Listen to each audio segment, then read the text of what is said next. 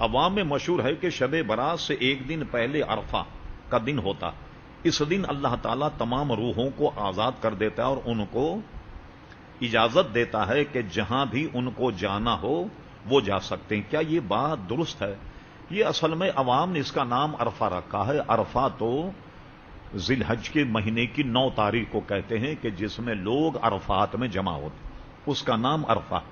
اصل میں عموماً اس میں لوگ قبرستان جاتے ہیں، اپنی جو انتقال شدہ حضرات ان کے لیے ایصال ثواب کرتے ہیں اور یہ جائے. اچھا، یہ خالی شعبان ہی نہیں بلکہ پورے سال ہر سال کرنا چاہیے.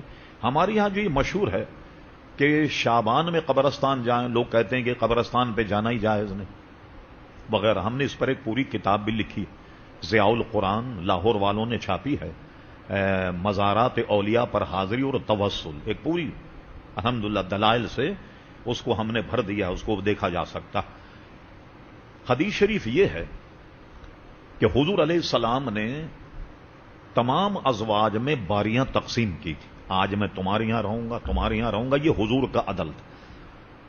جس دن شب برات تھی اس دن آپ کی باری تھی ٹھہرنے کی ام المومنین حضرت عائشہ صدیقہ کے یہاں. اب رات جب آدھی گزری تو بتقاضۂ بشریت حضرت صدیقہ نے ایسے بستر پر ہاتھ مارا، حضور علیہ السلام کو نہیں پایا.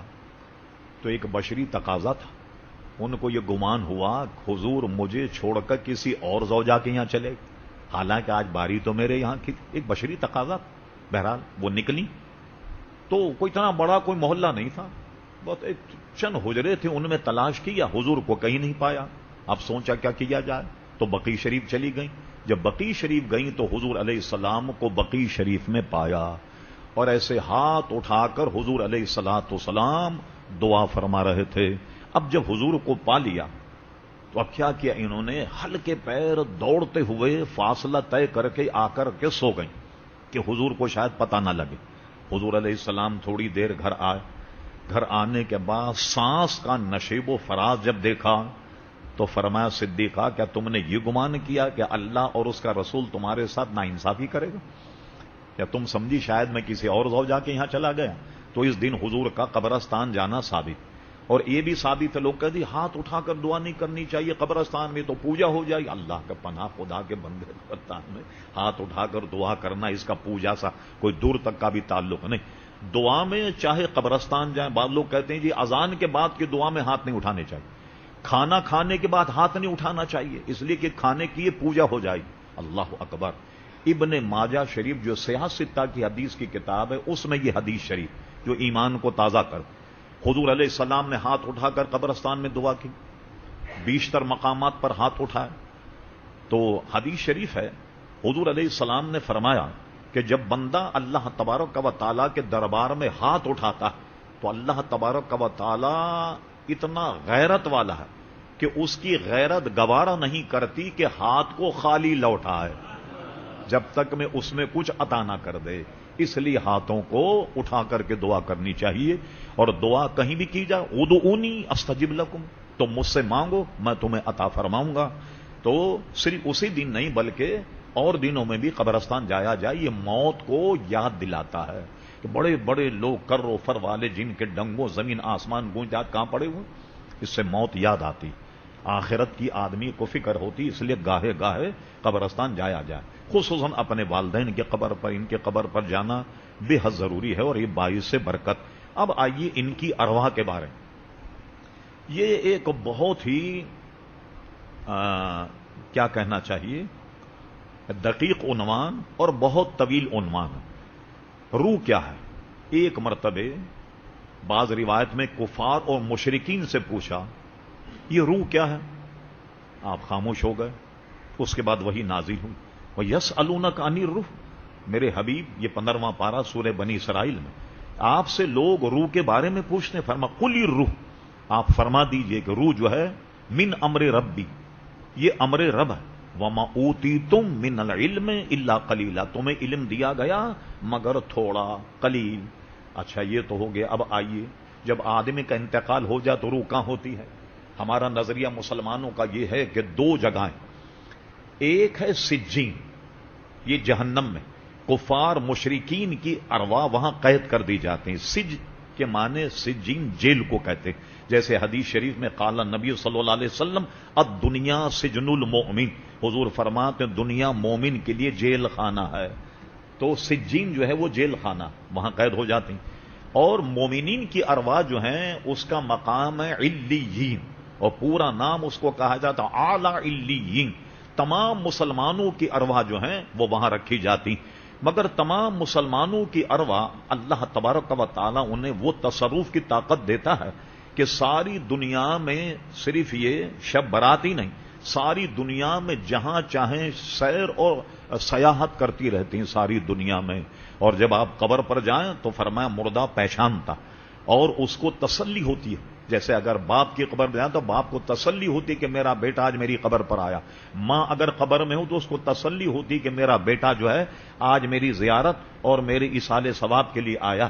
تو بے شمار اس کے عزیزان گرامی فائدے۔ اعلی حضرت فاضل بریلوی رحمۃ اللہ کا پورا رسالہ ہے ایتان الارواح، اس میں ساری تفصیل کو بیان کیا۔ اور ایک اور مفصل کتاب ہے جس کا نام ہے حیات المواد، بڑی ضخیم کتاب ہے، اس میں بھی بے شمار مسائل ہیں۔ امام غزالی رحمۃ اللہ علیہ نے بھی کتاب الروح ایک تصنیف فرمائی، وہ بھی ہمارے پاس موجود، اس میں بھی بے شمار اس کے مسائل۔ ابن قیم جو اپنے زمانے کا ہمارے مسلک سے اختلاف رکھنے والا بہت بڑا امام گزرا، اس کی بھی کتاب الروح ہے جس میں اس نے روح کا ذکر کیا۔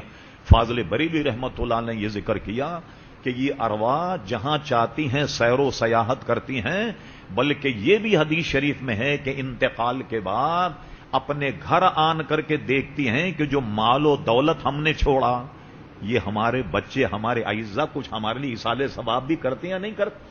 اور آج کل کی اولاد تو کہتی کہ ایصال ثواب ہی حرام ہو، وہ تو جائز ہی نہیں، تو اب کیا کرتے ہوں گے ماں باپ کی ارواح جب گھر آئے؟